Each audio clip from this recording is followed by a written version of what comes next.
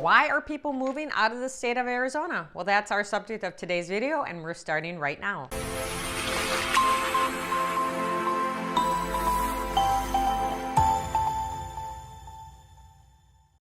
Welcome back. I am Michelle Miller with Michelle Miller Realty, and we are talking about why people are moving out of the state of Arizona. Actually, our population, the inflow of people, has always been greater than the outflow, especially starting in 2015. We've always ranked in more of like the 51 to 58% of people moving in versus moving out. But then in 2022, it actually flipped, and there are now more people that have vacated in 2022 than actually have moved in. The inflow actually peaked in 2018, up to 58% of people moving in. I have 7 reasons why people are moving out. So all right, let's jump in. So the first one, for me, working with buyers and sellers, the main reason I see that my clients have decided to leave the state of Arizona is they want to be closer to family. And I work with a lot of snowbirds. So they may have moved here, their kids were older, just starting their careers.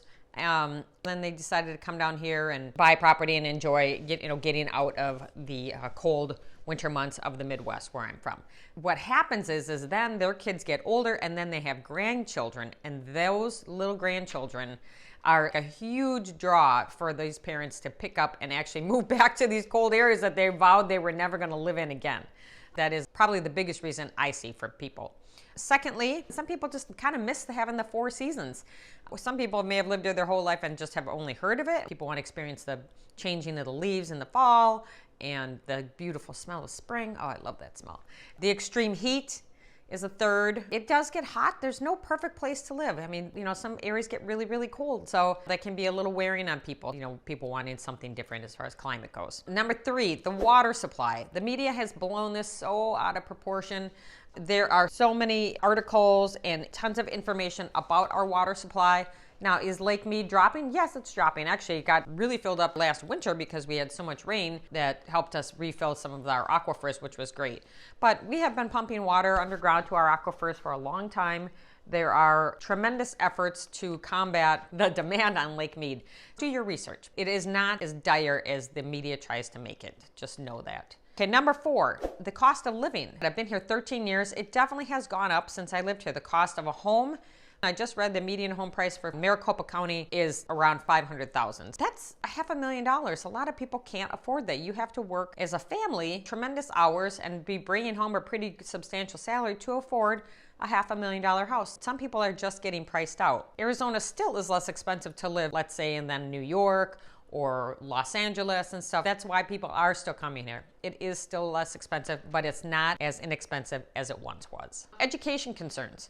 So with families with small kids, the public school system in Arizona is not ranked one of the highest in the nation, and so that can be a consideration. People that lived here when they were younger, and now they are too having families, their lives are changing, and they want stronger public education available. Now, I will say in U.S. News, it just came out, I just read it yesterday, that we have a lot of charter schools in this area. And the Basis School ranked 3rd in the nation for charter schools. There's charter schools in Scottsdale, there's some in Chandler. So those Basis schools are actually really good. They're very challenging. I went and toured one when I was in a leadership group. Very, very nice. They were started by a set of parents who wanted just a better education for their children, and then it just kind of blew up. So there are other educational options, but the public school ranking nationwide is not the best. Also, we only have really 3 big, large universities here. We have Northern Arizona, which isn't gigantic, but it's actually a really beautiful campus.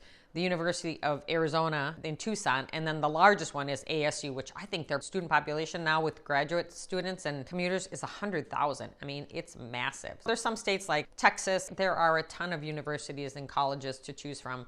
Arizona has some smaller ones, obviously, also, but those are the 3 big ones. Air quality. So when you live in a valley, just like in Los Angeles, you can sometimes see when there's a lot of smog, it can settle down in the valley. But we have the same issue here, especially when we have monsoons and it's real dusty here. Our air particulate can be pretty heavy and our air quality can not be that great. And so if you're an asthmatic, that could be a kind of a tough situation. Also, with all that dust in the air, that's how people get valley fever.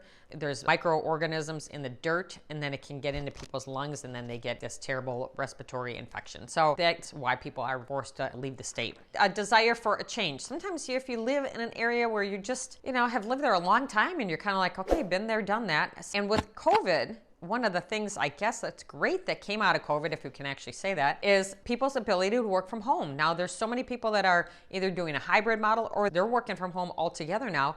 And so there's no reason that they have to stay in a particular area. So they're like, hey, I want to try living in Colorado, or I want to live on the East Coast, or whatever.